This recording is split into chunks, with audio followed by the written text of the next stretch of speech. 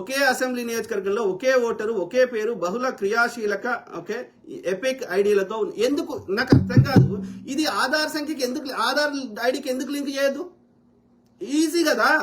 ఆధార్ ఐడికి లింక్ చేస్తే చాలా ప్రాసెస్ ఈజీ అయిపోతుంది. ఈ ఫేక్, ఈ ఇన్వాలిడ్ అడ్రస్లు ఇవన్నీ వీక్తాయి. What is wrong in that కదా? ఒక్క దగ్గర ఆధార్ సంఖ్య చేస్తే ఇంకో స్టేట్లో అది ఇన్వాలిడ్ చేసుకోవచ్చు. ఈజీ ఉంటుంది ట్రాకింగ్ అన్నిటికీ. ఒక మనిషికి ఒకటే ఆధార్ సంఖ్య ఉంటుంది కదా. I don't understand. ఆలోచించండి మిత్రులారా. సో దేశవ్యాప్తంగా ఇది కొట్లాడాలి. నేను దయచేసి ఏ పార్టీ ఒక రాష్ట్రంలో ఒక పార్టీ మిస్యూజ్ చేస్తుందా ఇంకో పార్టీ చేస్తుందా కాదు. ఇది ఎన్నికల ప్రక్రియ అనేది ఒక పారదర్శకంగా ఒక మోసం లేకుండా జరగాలంటే the best easiest solution is first thing నేను స్టార్టింగ్ లో చెప్పినట్టు ఈ స్వతంత్రంగా పనిచేయాల్సిన బ్యాలెన్స్ అండ్ చెక్స్ ఏవైతే ఉన్నాయో ఫైనాన్షియల్ కరప్షన్ కానీ ఇంకో కరప్షన్ కానీ క్రిమినల్ కానీ ఏదైనా సరే వాటి యొక్క డైరెక్టర్లని చైర్మన్లని హ్యూమన్ రైట్స్ కమిషన్ జడ్జిలు ఇవన్నిటిని ప్రజలు ఎన్నుకోవాలి. First thing. Okay. Second thing ఏంటి అంటే ఏది ఈ ఎన్నికల ప్రక్రియలో ఆధార్ సంఖ్యకి లింక్ చేస్తే దరిద్రం అంతా పోతుంది. వద్దంటారు. ఎవడు వద్దంటాడు? మోసం చేసేవాడు అందరూ వద్దంటారు. ఎంఐఎమ్మోడు ఫస్ట్ ముందట ఉంటాడు వద్దని. ఓకే. దానికి పిచ్చి కారణాలు చెప్తాడు. No, that's not the solution. మీరు చూడండి, దేశంలో కాంగ్రెస్ ఉన్నప్పుడు ఎంఐఎం అనే పార్టీ ఒక 6-7 నియోజకవర్గాలు లేకపోతే 10 నియోజకవర్గాలు, ఓకే, ఒక్క పార్లమెంటు 6-7 అసెంబ్లీ నియోజకవర్గాలు, ఓల్డ్ సిటీ మాత్రమే పరిమితమైన ఎంఐఎం ఇవాళ బీజేపీ వచ్చినాక జాతీయ పార్టీ అయింది. బీహార్లో పోటీ చేస్తారు, వెస్ట్ బెంగాల్లో పోటీ చేసే ప్రయత్నం చేసారు, తర్వాత మహారాష్ట్రలో చేస్తారు, బీజేపీ యూపీలో చేసే ప్రయత్నం చేసారు. బీజేపీ ఎక్కడుంటే అక్కడ పోటీ చేస్తారు. వాళ్ళకి అప్పుడు 5,000 కోట్లు వాళ్ళు చెప్పిందే, మనం చెప్తలేం. 5,000 కోట్లు వాళ్ళ ఆస్తులు ఉంటే ఇవాళ 50,000 కోట్లు అయినాయి. ప్రతి ఒక్క పార్టీకి చెందిన నాయకుడి మీద, ముఖ్యంగా కాంగ్రెస్ నాయకుల మీద, లేకపోతే వేరే పార్టీ తృణమూల్ కాంగ్రెస్, ఇంకా ఆమ్ ఆద్మీ పార్టీ, ఇంకో పార్టీ మీద సిబిఐ ఈడీ జరుగుతుంది. కానీ ఎంఐఎం పార్టీ మీద ఒక్కసారి కూడా సిబిఐ ఈడీ జరగలేదు. ఎందుకని? వీడు పోయి హిందువులను తిట్టాలా, వంతుడు తిట్టిపిస్తాడు. ఆ తిట్టంగానే చూసినావా, హిందువులకు రక్షణ కావాలంటే మేమే బీజేపీ వాళ్ళమంటాడు. మరి బీజేపీ అధికారంలోకి వచ్చి ఎన్ని దాడులు జరిగినాయి? కాంగ్రెస్ ఉన్నప్పుడు చేయించింది ఈడే, కాంగ్రెస్ అవుతాం చెడ్డ పేరు తేవాలని, వాడిని దింపాలని. మళ్ళీ ఇప్పుడు బీజేపీ వచ్చినాక ఇన్ని దాడులు జరుగుతాయి. ఒక్క దాని మీద విచారణ జరగది, శిక్షలు పడాయి. కాంగ్రెస్ హయాంలో కనీసం విచారణ జరిగేది. Very unfortunate. అంటే అంటే బ్రాహ్మణుని మైండ్, ఆర్యుని మైండ్ ఎంత కుటిలమైందో, కుట్రలతో కూడి. చాణక్యుడు వాడి ఇంకో పేరేంది? వాడి పేరు కౌటిల్యుడు. కుటిల బుద్ధి గలవాడు వాడు నిజమ క్యారెక్టర్ ఏదో కానీ వాడు చెప్పిన ఆ స్టోరీ అయితే అత్యంత కుటిలమైన బుద్ధి గలవాడు. అంటే ఈ ఆర్యుడు అత్యంత కుటిల బుద్ధి గలవాడు అనేది మనం గమనించాలి. వాడు అధికారంలో ఉండి, అధికారం ఎందుకు కావాలి? మనందరిని కంట్రోల్ చేయడానికి, మనది దోసుకోవడానికి, దోసుకున్నది దాచుకోవడానికి. కాబట్టి నాగబంధనాలు వేస్తాడు, ఇంకో బంధనాలు వేస్తాడు, ఏమని చెప్తున్నాడు.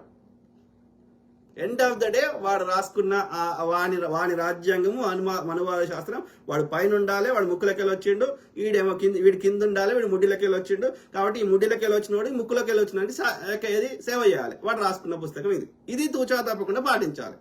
అందుకోసం గతంలో పార్లమెంట్ ఓపెనింగ్ కి అన్ని సర్వమతాల వారు, అన్ని జాతీయవాదులు, దేశం మీద ప్రేమ ఉన్న వాళ్ళు వచ్చేవారు. ఈ ముక్కులకెళ్ళి వచ్చినాక ఏమైంది? ఓన్లీ ముక్కులకెళ్ళి వచ్చిన వాళ్ళే వచ్చారు, ముడ్డిలకెళ్ళి వచ్చినాడు ఓటు రాలేడ. మన పార్లమెంట్కి ఓపెనింగ్ ఎవడొచ్చిండు? సన్యాసులు, సాధువులే వచ్చారు కదా. వాడు సర్వసంగ పరిత్యాగి, నాకు ఈ ప్రాపంచిక సంబంధం, దేశం డే టు డే లైఫ్తో సంబంధం లేదని వాడు అన్ని వదిలేసి ఒక ఏకవస్త్రం మాత్రమే, ఒక కాషాయం ధరించినాక మళ్ళీ నీకేం పనిరా పార్లమెంట్ ఓపెనింగ్కి? నీకెందుకు 1,000 కోట్ల ఆస్తులు ఉంటాయి? నువ్వు ఎందుకు ప్రతి స్త్రీని ఇది చేస్తావు? ఇవి వద్దనుకనే వదిలేసినావు కదా. దొంగ ముండా కొడుకులు, నోరు తెరిస్తే అబద్ధ. ఆలోచించండి మిత్రులారా. సో ఆ క్రమంలో ఇది హిందూ పత్రికలు వచ్చింది చదువుతున్నా. ఎన్నికల జాబితా స్పెషల్ ఇంటెన్సివ్ రివిజన్. సర్ అంటే స్పెషల్ ఇంటెన్సివ్ రివిజన్. అంటే ఎన్నికల జాబితా స్పెషల్ ఇంటెన్సివ్ అంటే ఇంటెన్సివ్ అంటే మోర్ ఇంటెన్సివ్. సో ఇది సంస్థాగీకరించిన చోరీగా అభివర్ణిస్తూ కాంగ్రెస్ నాయకుడు రాహుల్ గాంధీ శుక్రవారం అంటే ఆగస్టు 8, 2025 ఎన్నికల కమిషన్ పేదల ఓటు హక్కులను హరించే లక్ష్యంతో ఈ దొంగతనం చేయడానికి బీజేపీతో బహిరంగంగా ఎందుకంటే ఏమైతుంది ఇక్కడ? ఆ సంస్థలు ఎందుకు పనిచేస్తలేవు? ఇప్పుడు ఈజీ ఎగ్జాంపుల్ చెప్తా. ఏది ఆర్బీఐ అనేది ఒక ఇండిపెండెంట్ సంస్థ. ఓకే, అది మన యొక్క దేశం యొక్క ఎంత సంపద ఉంది, ఎవరికి అప్పులు ఇవ్వాలి, ప్రభుత్వం కేంద్ర ప్రభుత్వం అయితే ఎక్కడ అప్పులు తీసుకోవాలి, లేకపోతే అంటే దేశ ఆర్థిక వ్యవస్థని కంట్రోల్ చేస్తుంది. రూపాయలు ఎన్ని ప్రింట్ చేయాలి, everything controlled by RBI. Okay, అట్లా మన యొక్క ఎమర్జెన్సీ కోసం మనం దేశానికి పెట్రోల్ ఇంకోటో విదేశాల నుంచి కొనుక్కోవాలి, ఎక్స్పోర్ట్స్ ఇంపోర్ట్స్ ఎంత అవుతున్నాయి. సో అట్లాంటి వాటికి కొన్ని ఎమర్జెన్సీ కోసం డబ్బులు దాచిపెట్టుకున్నాం, ఏదైనా కష్టకాలం వస్తే మనం వాడుకుందామని. ఆ డబ్బులని తన బీజేపీ యొక్క పార్టీ ఫండ్కు ఇవ్వమంటే ఆ ఆర్బీఐ డైరెక్టర్ రఘురామరాజు పోయినాక ఇంకో ఆయన వచ్చిండు, ఉర్జిత్ పటేల్ కంటే ముందు ఇంకో ఆయన ఉండే అనుకోండి, లేకపోతే ఉర్జిత్ పటేల్. సో ఆయన ఇవ్వమంటే ఇయ్య అన్నాడు. ఎందుకంటే దేశం యొక్క మొత్తం యొక్క అది పర్పస్ వేరే అంటే ఆయన తీసేసి శశికాంత్ అనేట ఆయన ఇంకొని పెట్టుకున్నాడు గుజరాత్. ఎందుకు పెట్టుకున్నాడు? ఈ శశికాంత్ అంటే వద్దండి, నువ్వు ముందే ఒప్పుకో, నేను చెప్పినట్టు ఇంటా అంటేనే నిన్ను అడుగుసుండే పెడతా అన్నాడు. సేమ్ థింగ్, ఈ దరిద్రం పోవాలి. వీడికి నిర్ణయించే అధికారం ఉండొద్దు. అది స్వతంత్రంగా పనిచేసే సంస్థ ఆర్బీఐ. అది స్వతంత్రంగా పనిచేయాలంటే దాని డైరెక్టర్ వీడు మోడీకి తీసేసే అధికారం ఉండకూడదు. అర్థమైందా? Same thing with supreme court. ఇవాళ సుప్రీంకోర్టులో అన్నిట్లలో ఈ డెసిషన్ మేకింగ్ అన్నిట్లలో బ్రాహ్మణులే ఉన్నారు, అలా రిజర్వేషన్ సిస్టమ్ లేదు. అట్లనే వాళ్ళని నిర్ణయించే అధికారం వీళ్ళకే ఉంది, ఈ ప్రభుత్వంలో ఉన్న వాళ్ళకే, ప్రధానికి ఇట్లాంటి వాళ్ళకి. So what is the use? How they work independently? Modi చెప్పినట్టు ఇన్నటోనే అడుగుతుండే పెడతారు. అప్పుడు స్వతంత్రంగా ఎట్లా పని చేస్తాయి అవి ఇండిపెండెంట్? నేను ప్రభుత్వం గురించి మాట్లాడతలే. ప్రభుత్వంలో నువ్వు ఏం బీక్తావు అనేది అది నేను ఎన్నుకున్నప్పుడే మాకు దరిద్రం స్టార్ట్ అయింది. అది నేను మాట్లాడతలే. స్వతంత్రంగా పనిచేయాల్సినవి, ప్రభుత్వంలో తప్పు చేసిన వాళ్ళ మీద చర్యలు తీసుకునే సంస్థలు ఎట్లా పనిచేస్తాయి? ప్రభుత్వంలో ఉన్నోడే వాడిని ఎన్నుకున్నాక. ఇలా ప్రెసిడెంట్ ఉన్నాడు, ఆమె మోడీని కాదని ఆమెకు ఎన్ని అధికారాలు మన యొక్క భారత రాజ్యాంగం ఇచ్చినప్పటికీ ఆమె ఎప్పుడు వాడింది చెప్పండి? టిఎన్ శేషన్ అంటే ఆయన రాకముందు ఎన్నికల కమిషన్కి ఇన్ని అధికారాలు ఉన్నాయని ఎవరికైనా తెలుసా? మరి టిఎన్ శేషన్ లాంటి వాళ్ళు ఎంతమంది ఉన్నారు దేశంలో? ఏళ్ళ మీద లెక్క పెట్టవచ్చు కదా. ఒకప్పుడు దేశం మీద ప్రేమ ఉన్నోళ్ళు అట్లా వచ్చేటోళ్ళు, కానీ వాళ్ళని కూడా ఎవడెన్నుకుంటున్నాడు? ఆడ కూర్చుంటే పెడుతున్నాడు. ఈ దరిద్రులే కదా. తమకు అనుకూలమని కూర్చుంటే పెట్టినాక అవి ఎట్లా పని చేస్తాయి? అది అప్పుడున్న పెద్దలు ఎందుకు ఆలోచించలేదో నాకు ఇప్పటికీ అర్థం కాదు. అంబేద్కర్ గారు చాలా మేధావి అయినా కానీ ఇక్కడెక్కడో లోపమే జరిగింది. ఓకే, సో కాబట్టి దీన్ని సరిదిద్దాల్సిన అవసరం ఉంది. వాళ్ళని కూడా ప్రజలే ఎన్నుకోవాలి.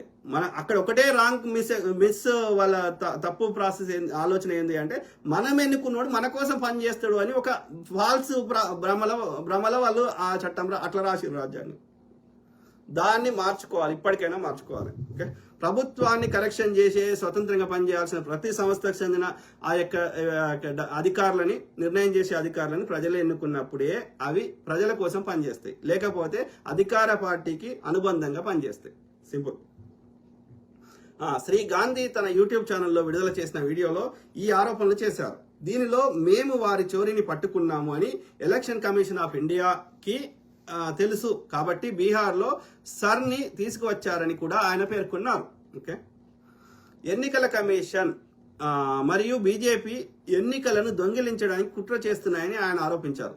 దేశవ్యాప్తంగా వివిధ నియోజకవర్గాల్లో ఓటు చోరీ నమూనాను ఉపయోగించారని ఆరోపిస్తూ ఆయన విలేకరుల సమావేశం నిర్వహించిన ఒకరోజు తర్వాత కాంగ్రెస్ చేసిన దర్యాప్తుని మరియు 2024 లోక్సభ ఎన్నికల నుండి కర్ణాటకలోని ఒక అసెంబ్లీ సెగ్మెంట్ యొక్క డేటా విశ్లేషణ ఏమి సూచిస్తుందో వివరిస్తూ గాంధీ వీడియోని విడుదల చేశారు. ఇంకోటి దరిద్రము, ఆయన ఇంత కష్టపడి డేటా అని చెప్తే అది ఎక్కడ డేటా? ఆయన సొంత డేటా కాదు. ఎవరైతే ఆర్టీఐ పెట్టుకుంటే ఎన్నికల కమిషన్ ఆ పేపర్ ప్రింట్ చేసి ఇచ్చిందో గదే డేటా. ఆ డేటాని విశ్లేషించడానికి దాన్ని ఇప్పుడు ఈ ప్రజల ముందు పెట్టడానికి 6 నెలలు పట్టింది. ఆయన సొంతం క్రియేట్ చేసిన డేటా కాదు. మరి ఆయన అడిగిన ప్రశ్నలకు సమాధానం చెప్పాలి కానీ ఆయన బచ్చగాడు, ఆయన యొక్క పప్పు, లేకపోతే గిదా. You take the responsibility.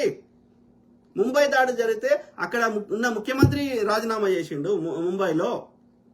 ఆయనకు సంబంధం లేకపోయినా సరే, అది నేషనల్ సెక్యూరిటీ సంబంధించింది అయినా, అది మెరైన్ నావికా వాళ్ళు చేయాల్సిందైనా, కేంద్ర ప్రభుత్వంలో అయినా సరే అక్కడ ముఖ్యమంత్రి రాజీనామా చేసిండు. అప్పుడున్న హోంశాఖ మంత్రి గారు రాజీనామా చేసిరు. They took responsibility. ఒక ట్రైన్ యాక్సిడెంట్ జరిగితే అప్పుడున్నటువంటి రైల్వే శాఖ మంత్రి రాజీనామా చేసిన సందర్భాలు అనేకం ఉన్నాయి. ఇప్పుడు ఎంత పెద్దది జరిగినా నెహ్రూని తిట్టిపోవడు తప్ప ఏమైనా ఉన్నదా? ఒక్కదానికి రెస్పాన్సిబిలిటీ తీసుకుంటావా? రాహుల్ గాంధీ అడిగిన వాటికి నువ్వు డేటాతో సహా ప్రజల ముందు పెట్టాలి, కానీ ఆయన తిట్టడం ఏంది? రాహుల్ గాంధీ కదా సమాధానం చెప్తుంది. ఆయన లేవనెత్తిన ప్రశ్నలు భారత ప్రజలందరి మనసులో ఉన్నాయి, అది భారత ప్రజలకు సంబంధించినవి. నువ్వు రాహుల్ గాంధీకి చెప్పక సమాధానం, రాహుల్ గాంధీని తిట్టకు, భారత ప్రజలకు సమాధానం చెప్పు. ఆయన అడిగిన ప్రశ్నలకి ఎవరైనా అడగొచ్చు, ఎక్కడ ప్రపంచంలో ఎక్కడున్నా ఎవరైనా సరే వాళ్ళు భారత ప్రజల తరఫున వాళ్ళ సమస్యల గురించి మాట్లాడే హక్కు ఉంటుంది. ప్రపంచ బ్యాంక్ అయినా సరే, ఐక్యరాజ్య సమితి అయినా సరే, ద ఇంటర్నేషనల్ హేగ్ కోర్ట్ అయినా సరే, నాలాంటివాడైనా సరే, ఆ ముచ్చట్ల న్యాయం ఉంటే దానికి సమాధానం చెప్పాల్సిన బాధ్యత నీకుంటది. ఎందుకంటే అది వరల్డ్ బ్యాంక్ నువ్వు సమాధానం చెప్తలేవు. ఎవరు అడిగినా అది భారత ప్రజల తరఫున వాళ్ళు వాయిస్ ఇస్తున్నారు, కాబట్టి నువ్వు భారత ప్రజలకు సమాధానం చెప్పు. నువ్వు అనుకోనుకో చెప్పమంటలేడు, నాకు చెప్పమంటలేను, రాహుల్ గాంధీ చెప్పకు. ఆయన అడిగిన భారత ప్రజల కోసం అడిగిన ప్రశ్నలకి నువ్వు భారత ప్రజలకు సమాధానం చెప్పు. వాళ్ళు నీకు ట్యాక్సులు కడుతున్నారు, వాళ్ళు నిన్ను అడుగుసులే పెట్టారు, వాళ్ళకి చెప్పు సమాధానం. కామన్ సెన్స్ అని చచ్చిపోయిందా? నువ్వు ఎవడు అడిగితే వాడిని తిట్టుడు కాదు. Take responsibility, grow up.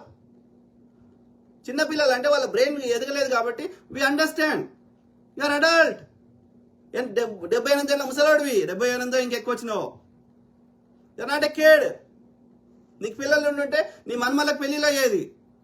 You're not a kid, don't act like kid, grow up, take responsibility. Waste ముండకుడు. ఆలోచించండి మిత్రులారా. సో దేశ